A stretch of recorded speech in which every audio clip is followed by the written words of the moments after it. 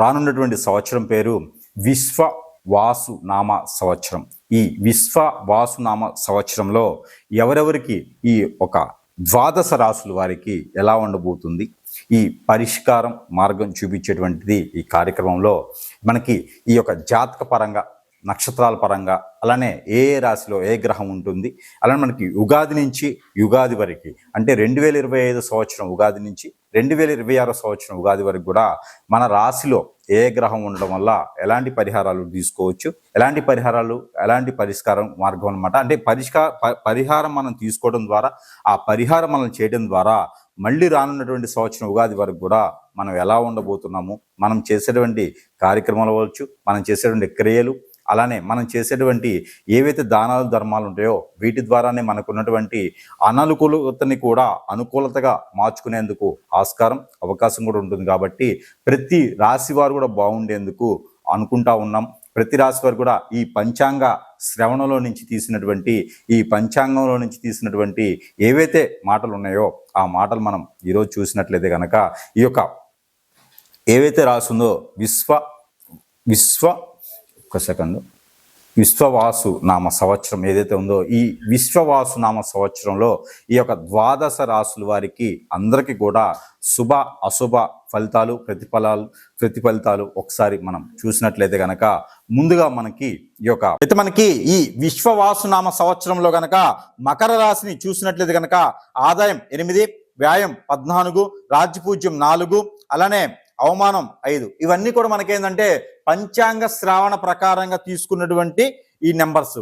ఇవి ఎందుకు అంటే మనకి ఏ విధంగా ఉండాలి, ఏ విధంగా పరిగణించాలి, ఏ విధంగా ఆదాయాలు వస్తున్నాయి చూసుకున్నట్టయితే కనుక ఆ విధంగా మనం రాణించగలుగుతామనే ఒక చిన్న సంకల్పంతో మనము ఈ నెంబర్ చేయడం జరుగుతూ ఉంది. అయితే మీరు దీనికోసం మీరేమి ఆలోచించాల్సిన అవసరం లేదు, భంగపడాల్సిన పని అంతకన్నా లేదు. మీ పని మీరు చేసుకుంటూ ఉంటే ఖచ్చితంగా రాణించేదానికి ఆస్కారం ఎక్కువ ఉంటుంది. కాబట్టి మీరేం భయపడాల్సిన పని లేదు. అయితే మనకి ఈ మకర రాశిని కనుక మనం చూసుకున్నట్లయితే కనుక ఈ మనకి ఏదైతే యుగాది ఉందో, యుగాది మార్చి 29వ తారీఖున మనకి రావడం జరుగుతుంది 2025 సంవత్సరం. అయితే మనకి ఏప్రిల్, మే, జూన్ ఈ 3 మాసాల్లో కనుక మీరు జాబులో వెసులుబాటు, గ్రహాల నుంచి ఏదైనా అశుభ దృష్టి ఉంటే శుభ దృష్టిగా మలుచుకునేందుకు చాలా ఎక్కువ ఆస్కారం కనిపిస్తుంది. కాబట్టి పెళ్లిళ్ళు కానటువంటి స్త్రీ పురుషులు ఎవరైనా ఉంటే కనుక వాళ్ళు ఖచ్చితంగా ఏదైనా కన్య పస్పత్ర హోమం అని ఉంటుంది.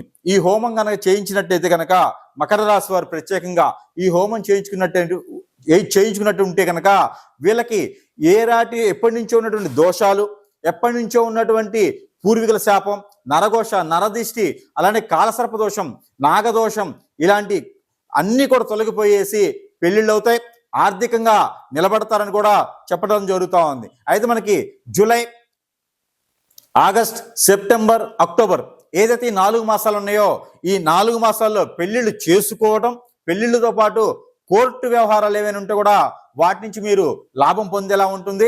ఇలానే కోర్టులో కనుక మీరు విడాకుల కేసులు ఏమైనా ఉంటే మీకైతే మాత్రం ఖచ్చితంగా విడాకులు అయితే వస్తాయి. కాబట్టి ఆ విడాకుల కేసు వరకు వెళ్లకుండా పరిష్కారం చేసుకునేలాగా చేసుకోండి. మీరు ఖచ్చితంగా భార్యాభర్తల మధ్యన ఎడబాటు ఉంటే కనుక ఇంట్లోనే మాట్లాడుకొని సరిదిద్దుకునే ప్రయత్నం చేసుకుంటే చాలా మంచిది.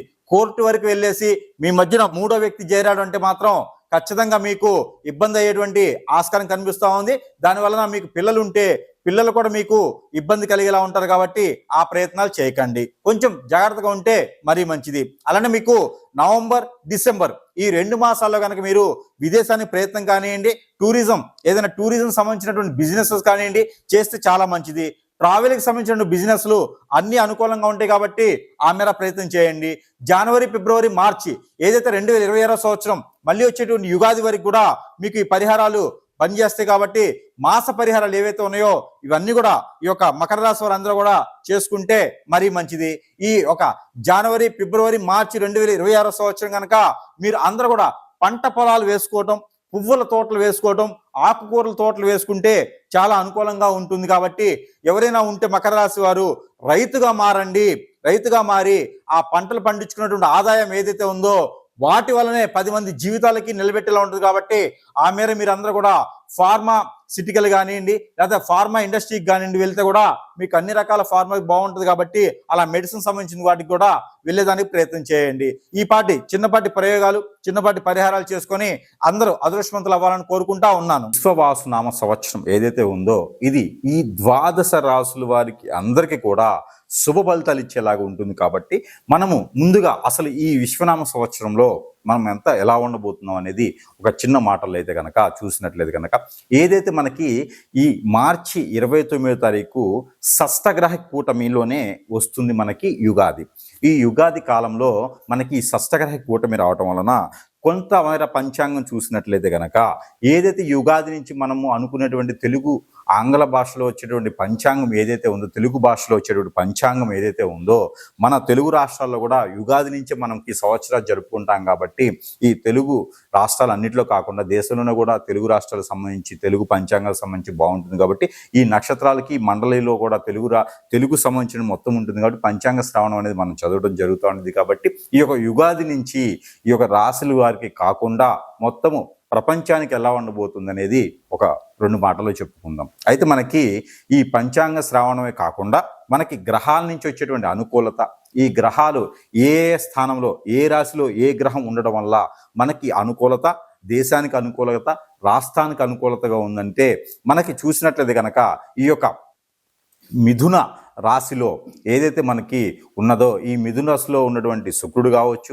అలానే మిథున రాశిలో ఉన్నటువంటి కుజుడు కావచ్చు, అలానే మనకి ఈ మీన రాశిలో షష్టగ్రహ కూటమి ఏదైతే ఉందో ఈ మీన రాశిలో షష్టగ్రహ కూటమి రావటం వల్ల ఆ రోజే ఉగాది రావటం, ఆ షష్టగ్రహ కూటమి రోజున రవి అక్కడే ఉన్నారు, బుధుడు అక్కడే ఉన్నారు, రాహు అక్కడే ఉన్నారు, అలానే మనకి చంద్రుడు కూడా అక్కడే ఉండటం జరుగుతూ ఉంది. కాబట్టి ఈ షష్టగ్రహ కూటమి రోజున ఉగాది జరుపుకోవటం, అదే రోజు నుంచి మనకి ఈ మాసాలన్నీ కూడా మొదలవటం, శ్రవణ మాసం, అట్లా భాద్రపద మాసం, ఆశ్వీజ మాసం, కార్తీక మాసం, ఇలాగనే మనకి మాసాలు కూడా మొదలవుతూ ఉంటాయి. కాబట్టి ఈ యొక్క మాసాల్లో ఏమేమి చేస్తే కూడా ద్వాదశ రాశుల వారికి బాగుంటుందని కూడా మనం చూసినట్లయితే కనుక, అలానే మనం దేశ పరిస్థితి చూసుకున్నట్లయితే కనుక ఇది మనకి మిథున రాశి కాకుండా మనకి అన్ని రాశుల వారికి కూడా, మేషరాశి నుంచి మీనరాశి వరకు కూడా అన్ని రాశుల వారికి కూడా మనం చూడొచ్చు, ఎలాంటి ప్రెడిక్షన్ జరుగుతుంది చూడొచ్చు.